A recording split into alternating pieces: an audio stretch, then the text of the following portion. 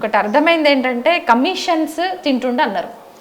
ఇది గ్రౌండ్ లెవెల్లో వాస్తవంగా జరుగుతున్న విషయమేనా? అంటే ఏ విషయంలో కమిషన్స్ తింటుండే, ఏ విషయంలో రైతుల్ని మోసం చేసుకుంటూ ఏదైనా బయటికి వేరే రాదమ్మా.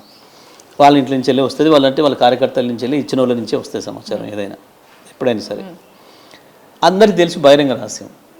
ఇప్పుడు నాకు వ్యక్తిగతమైన ఆరోపణలు వేసి అలవాట్లేదు, కానీ ఈ మధ్యకాలంలో మనం చాలాసార్లు వింటున్నాం, చాలామంది మాట్లాడుకుంటున్నారు ఆయన వ్యక్తిగత అలవాటు విషయం సంబంధించి కూడా. నేను ఎప్పుడు మాట్లాడలేదు, నాకు చాలా విషయాలు తెలిసినా నేను ఎప్పుడు మాట్లాడినటువంటి వాటి జోలికి పోను. నాకు వాటి మీద నమ్మకం లేదు. అవి చెప్పి అవి ప్రచారం చేసి వాళ్ళని ఏదో మలేం చేయాలనే ఆలోచన నాకు ఎప్పుడు ఉండదు. కానీ ఎప్పుడు చూసినా సోయి లేకుండా ఉంటున్నాడు.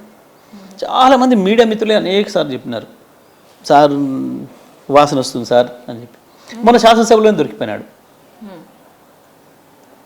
మన సాక్షాత్తు నిండు శాసనసభలో దొరికిపోయినాడు. హరీష్ రావు గారు ఆ మాట అనగానే ఇక్కడ టెస్ట్ పెడదాం, అదేం టెస్ట్ అమ్మ, సాయంత్రం పూట పోయే వాళ్ళకి డ్రంక్ అండ్ డ్రైవ్ టెస్ట్ అంటారు కదా, అది పెడదాం ఇక్కడ అని అన్నారు. నిజంగానే ఈయన నేచర్కి, వెంకటరెడ్డి నేచర్కి అవ్వాలి అది చేసి వచ్చి ఉండకపోతే ఎట్లా ఎగురుతుండేనమ్మా, మొత్తం అసెంబ్లీ టాప్లో వేసిపోయేటట్టు ఎగురుతుండే. హరీష్ రావు గారి పైన చలో సిద్ధం నేను పోదాంపా ఇప్పుడు అంటుండే. ఎందుకు జారుకున్నాడు? రెండో నిమిషం ఎందుకు ఒక్కటే నిమిషంలో జారుకున్నాడు? హరీష్ రావు గారు మాట అన్నప్పుడు ఎందుకు నిలబడి ఎదురు తిరిగి మాట్లాడలేదు? స్పీకర్ గారు తీసుకురండి ఇప్పుడు అదేందో పట్టుకొచ్చి టెస్ట్ చేద్దాం రండి, నాతో పాటు అందరూ కూడా చేయండి, హరీష్ రావు కూడా చేయండి, జయదీష్ రెడ్డి చేయండి, వాళ్ళు కూడా చేయండి మాతో పాటు అని ఎందుకు అడగలేదు?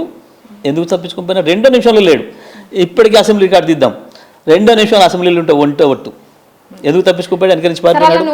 అంటే కాంగ్రెస్ ఊపిరి పీల్చుకొని ఇస్తలేరు. అసలు పని చేద్దాము అనుకున్న టైంలో ఏదో ఒకటి వేసేస్తుండ్రు. అంటే ఏదో ఒక చేస్తుండా మేబీ.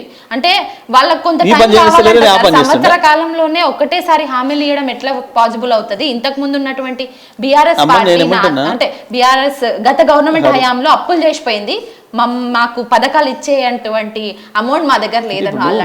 హరిత, వాస్తవానికి తెలంగాణలో ఏదో పండుగ చేసుకుంటే సంబరంలో ఏదో కొంచెం ఏదో దావత్ చేసుకుంటారు, ఓకే అయిపోతుంది. నీ గవర్నమెంట్ వచ్చింది, మంత్రిమైన సంబరంలో 1 రోజు చేసుకోవచ్చు, 2 రోజులు చేసుకోవచ్చు, సరే నీకు కొంచెం బలహీనత ఎక్కుంటే 1 వారం అన్నా ఓపిక పడతారు ప్రజలు. 1 వారం నువ్వు పండుగ జోష్లోనే ఉన్నావంటే ఏడాది అయిపోతుంటే ప్రజలు అడగరా? ఏమైందా మాకు ఇచ్చిన మాట నువ్వు దావతులు చేసుకుంటున్నావు రోజు, కానీ మరి మా పరిస్థితి ఏంది? మాకు ఇచ్చిన హామీలు నెరవేరిస్తే మేము కూడా దావత్ చేసుకుంటాం కదా అని ప్రజలు అడగరా? పాపం పార్టీ కార్యకర్తలు కూడా మేము కష్టపడి మేము ఓట్లేంచి మేము చేస్తే నువ్వు పండుగ నీదవుతుంది, కానీ మా పరిస్థితి ఏంది? మేము ఇంకెన్నో ఉపవాసం ఉండాలి, ఊళ్ళలో పోతే ప్రజలు మా వీపులు కొడుతున్నారు, నీకు ఏమైనా జల్సాలు చేసుకొని పొందుతావు, మేము వీపులు బల కొట్టుకోవాలని వాళ్ళ కార్యకర్తలు కూడా అడగబట్టి మా మీద ఎందుకు మొదలు? వాళ్ళ పార్టీ కార్యకర్తలు అడుగుతున్నారు, రైతులు అడుగుతున్నారు. ఎక్కడో ఒక రైతు రుణమాఫీ సంగతి ఏం సార్ అని అంటే వీపు పగులుతుందని మాట్లాడండి, చెప్పుతో కొట్టండి ఉన్నాను అన్నాడు.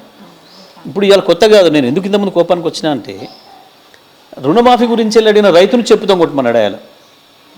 ఇక రైతులు చెప్పుతాం కొడతారు, కేటీఆర్ని కొడతారు, లేకపోతే ఎవరిని కొడతారు అంటే ఎవరిని కొడతారు? నీ మీదకి లేవడానికి రెడీగా ఉన్నాయి. అందుకే అన్నాను చేతులకు పని వచ్చింది, చెప్పులకు పని వచ్చింది అని. అందుకే అన్నాను నేను, రైతు చేతులకు చెప్పులకు పని వచ్చింది అని అంటే ఇగో నీ నిర్వాకం ఏడాది నుంచి నువ్వు వెలగబెట్టిన దానికి